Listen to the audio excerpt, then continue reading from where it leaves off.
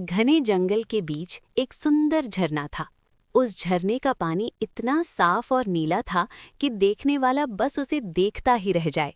झरने के पास ही एक छोटा सा रास्ता था जहां कभी-कभी गांव के लोग घूमने आते थे। एक दिन दोपहर के समय रमेश नाम का एक युवक उस झरने के किनारे बैठा हुआ था। वो बहुत चिंतित लग रहा था। उसकी आंखों में उदासी साफ दिखाई दे रही थी। तभी वहां सीमा नाम की एक लड़की आई और थोड़ी दूर बैठ गई। सीमा ने देखा कि रमेश बहुत परेशान है। उसने धीरे से पूछा, तुम इतने उदास क्यों हो?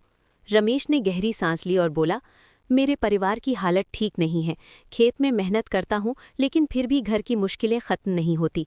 सीमा मुस्कुराई और बोली, कभी कभी जिंदगी हमें कठिन रास्तों से गुजारती है, लेकिन वही रास्ते हमें मजबूत बनाते हैं। दोनों झरने के किनारे बैठकर काफी देर तक बातें करते रहे। चारों तरफ पक्षियों की आवाजें गूंज रही थीं और झरने का पानी मधुर संगीत की तरह बह रहा था। उस शांत माहौल में रमेश का मन धीरे धीरे हल्का होने लगा। तभी अचानक पास के पेड़ पर बैठा एक काला पक्षी जोर से बोला। सीमा ने उस दिशा में देखा और बोली, क्या तुम्हें पता है, इस झरने के बारे में एक पुरानी कहानी है।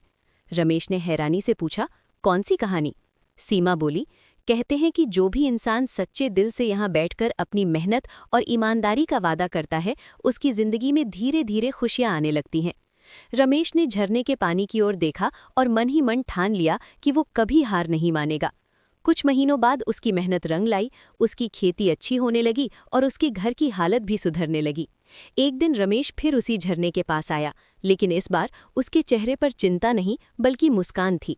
उसे एहसास हो गया था कि असली चमत्कार झरने में नहीं बल्कि इंसान की मेहनत और उम्मीद में होता है। सीख: मेहनत, उम्मीद और सकारात्मक सोच से मुश्किल समय भी बदल सकता है।